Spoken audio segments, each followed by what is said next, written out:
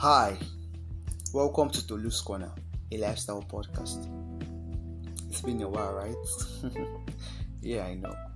I've been wrapped around a lot lately, but I feel awesome doing this again, and having you on the other end listening to me is priceless. It's golden, thank you.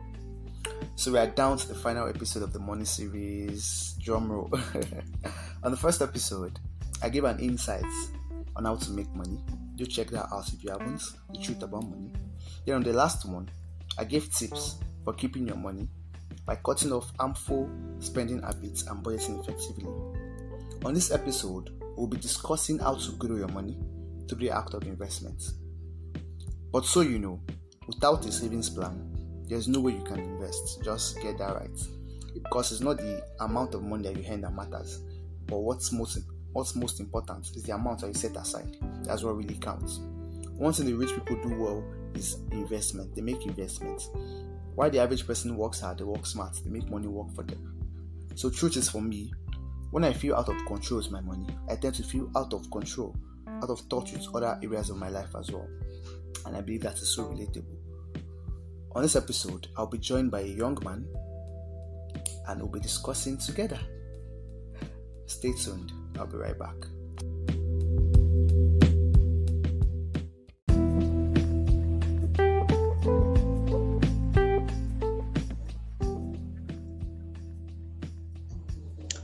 So I'm back with my guest. Before we proceed, I want you to know that this episode is as good to you as it is to me. We'll be treating common questions around investments, so get ready. We are both going to benefit from it. Hi, John. How are you doing?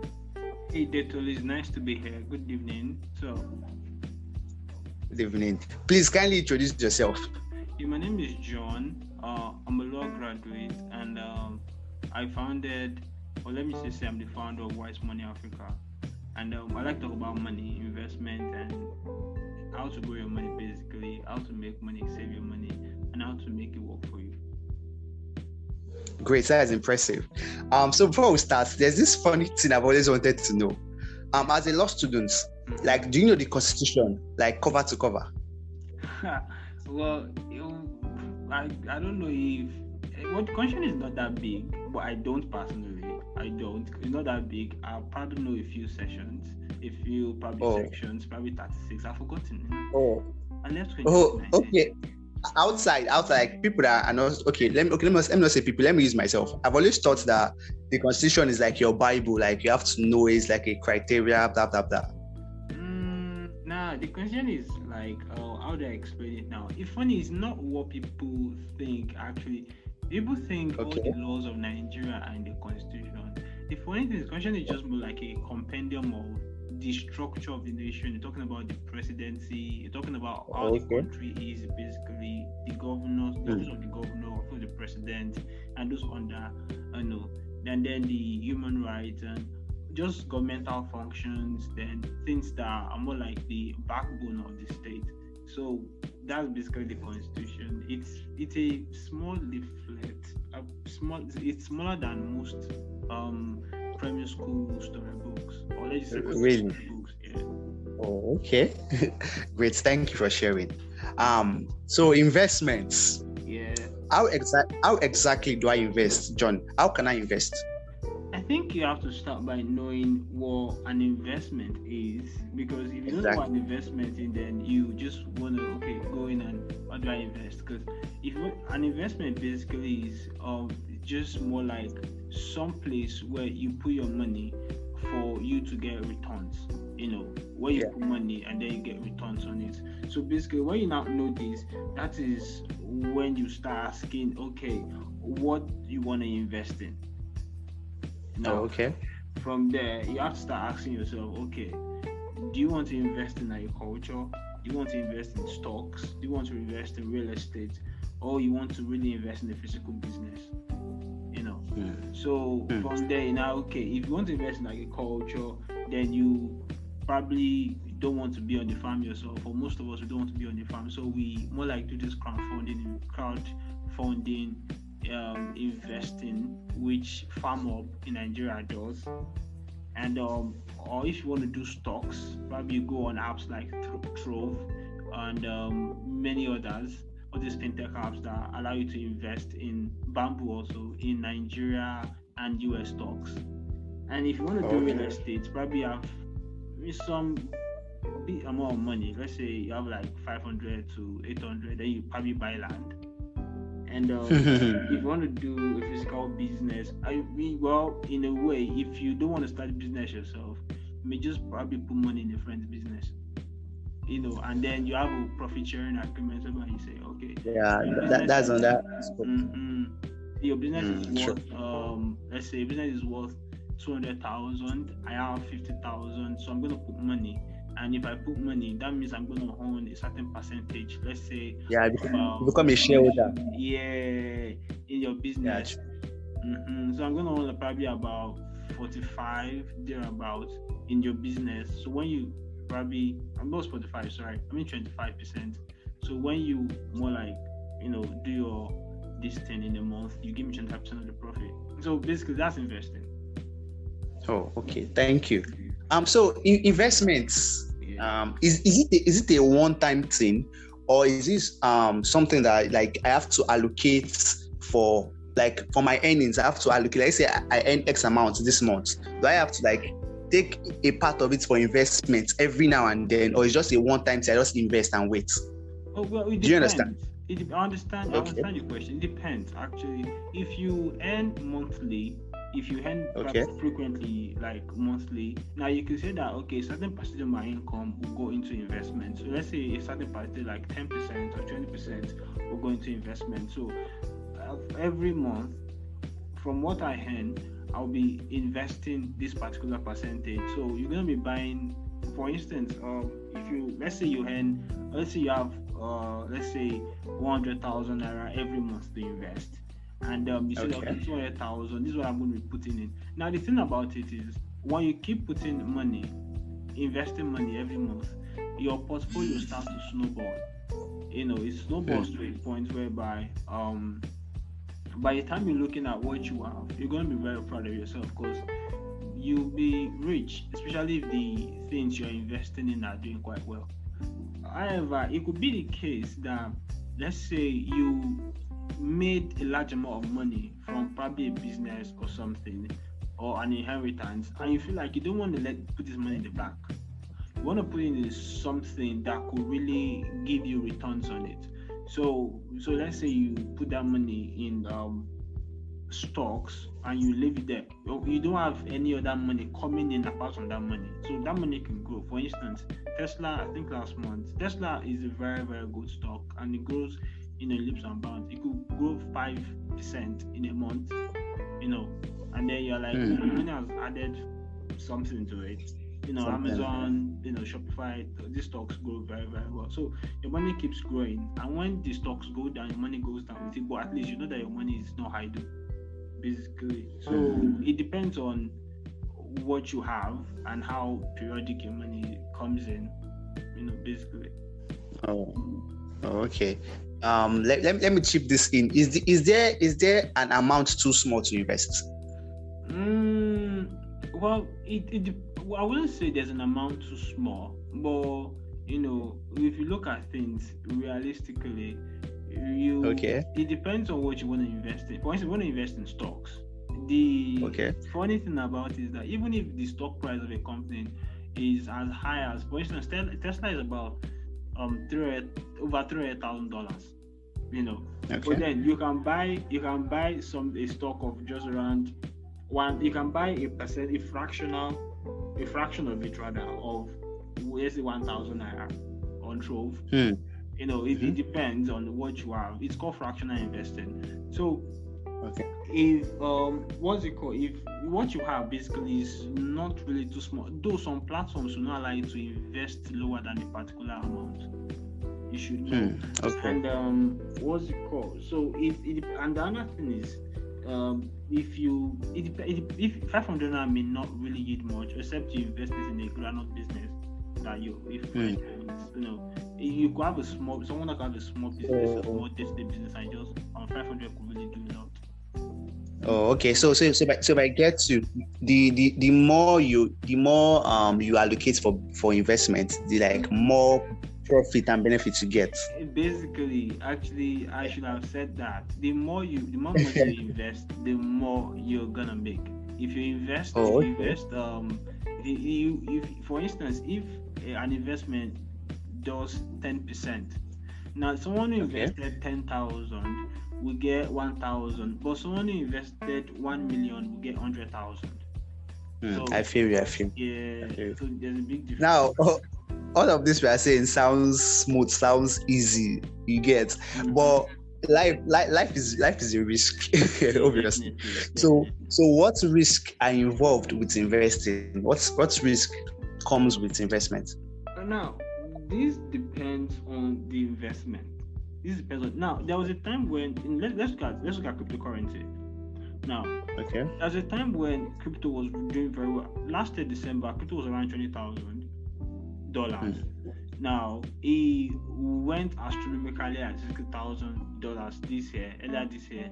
And then, in sort of a bad dream, it took a nosedive to about $34,000, shedding almost half of its worth. So now, when it was doing well, everybody was like saying, wow, Bitcoin is a thing. But when the dip happened, so basically it depends on the investment. If an investment like cryptocurrency is quite volatile. So it's unpredictable. I said it's unpredictable. Yeah, definitely. Very much. It's unpredictable. Now, the thing is, you can make money, but when it comes to volatility, it means that it can go astronomically high, or it can take a very, very, very disappointing nosedive. So it can take a very deep dive. So it can go up and go down, and then it can be, if you don't have the capacity to take it as an investor, you may really be wiped out. So basically, now an investment like, let's say, stocks in the American market now also is a little volatile. For instance, Tesla is doing very, very well right now. I don't pray it goes down, but the way it is going up, people are really ailing it. But when it's gonna go down, people are gonna feel pain also. So there are risks involved. If you invest money, there's a chance that if you invest in a volatile market, you may lose money. But then there's some markets that, things really do good in those markets, but not every time. Even if you invest in agriculture may be doing very, very well, but then we have bad farming seasons. True. And even invest in a physical business, you should know that there are times where business can be slow. Definitely.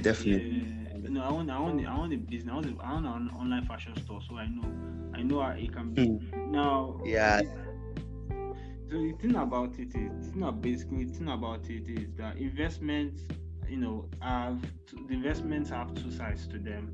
Now, they can be doing great, but there are also risks to it, and the risk is that you may, lose money at some point. But if the investment is credible, it then boils down to a question whereby, what are the factors that could really affect that investment?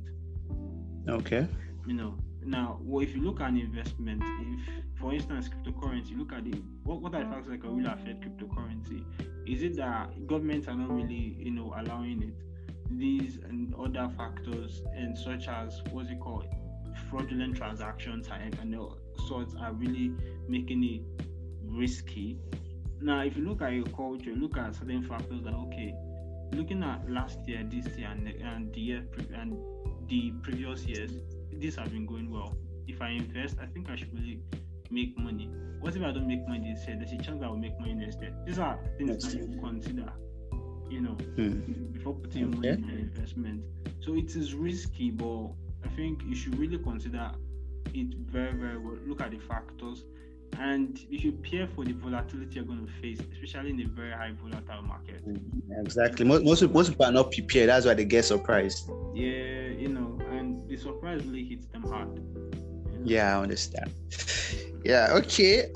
So everywhere, like everybody have been hammering that if you go on IG, you see all these wealth inspired pages, they'll be like investments. So if I don't invest, does that mean I'm not going to have the benefits of enjoying my life to the fullest? Like, would it not investing prevent me from having a wealthy life? No, not in any way. Not in any way. In fact, I was seeing a video earlier today, on CNBC's YouTube channel about a lady that makes $378,000 a year on Fiverr. She hardly invests anything, but looking at what she makes, she lives very, very large. Now, she's not an investor, but she lives large. So, and if she's one of those who's showing off picture, in fact, she shows off a lot of things. So, if anybody says they invest about her, then that would be like the wrongest thing to say. So, if wrongest is actually a word. Now, if you look at it, now the thing about it, you could make money via an inheritance. You could be earning very, very high. You can make a large amount of money, and you could also be gifted money, or you could just eat money on a particular project or anything. So, but then what investment does to you is that investment gives you a chance of growing your money, saving your money from inflation.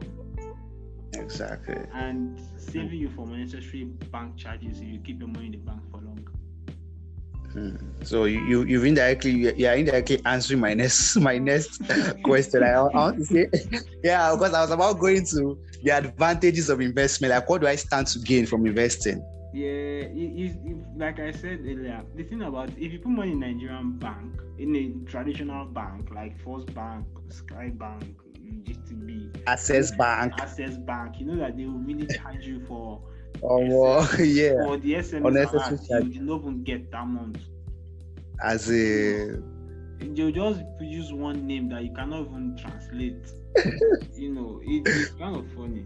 But when you put it in an investment, you grow the money. If the investment does well that month, you could, even if it's just 2%, at least it's not 100 naira or 2,000 leaving your money. It is, I don't know, probably 3,000 being added to your money.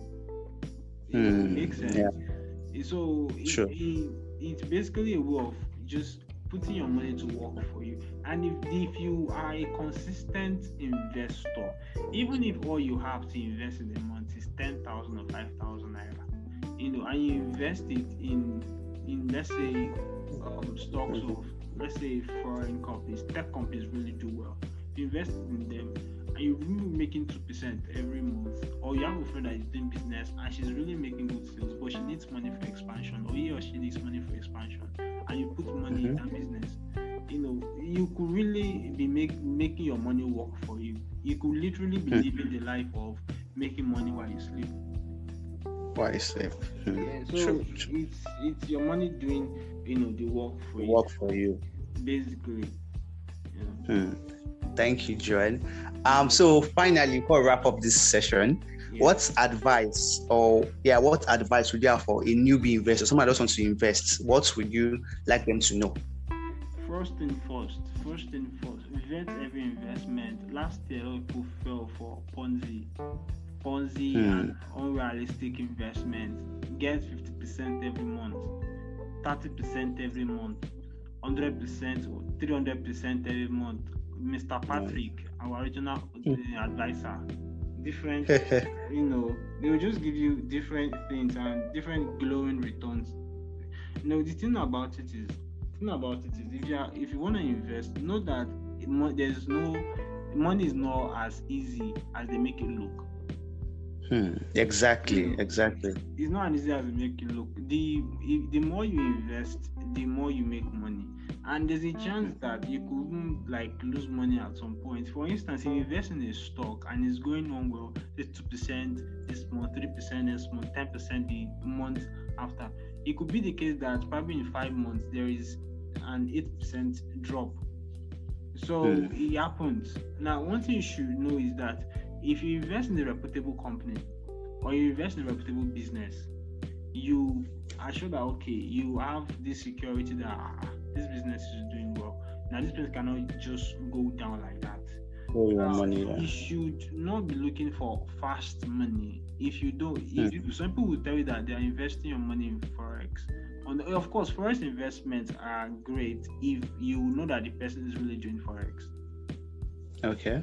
If you don't know that person is doing, I just tell that they are doing forex, and they are promising you even forex investment don't promise you that much. They promise you that much because forex can fluctuate. So, and with the way Nigeria is right now, there is really a restriction on how they can withdraw money, and it's a lot messy. So you should be very careful of where you put your money. And number two, don't look for fast money. Warren Buffett did not get to where he is today. It took him about 70 something years to get to where he is today. He started investing before he was 20. Today is over 90. So people don't see the end result. They don't know the story behind it. They don't know the process. Yes, it takes time. It takes time to get to make money in investing.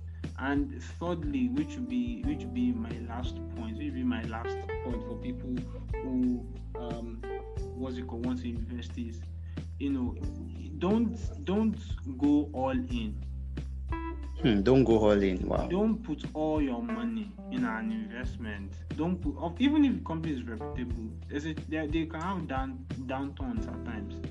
Don't just put all your money in investment. At least invest in a way that will make you sleep well at night. True. I understand that. I understand that. Yeah, so that you not be thinking of it every time, because that's where all your money is. Yeah, your mind will be there, like all you're thinking, you'll be checking it every time. How is my money doing? How's my money doing? Yeah, just basically. Wow, like I said from the onset, that this episode is going to benefit the listeners as it will benefit me. Thank you, John. This is so insightful. I appreciate you for agreeing to do this for me. Thank you very much. So we've come to the end of this episode, and I believe you have a better understanding as concerns investments. So we're bringing the Money series to a close, and I hope you've benefited from this episode. Thank you for sticking around. Till next time, stay positive.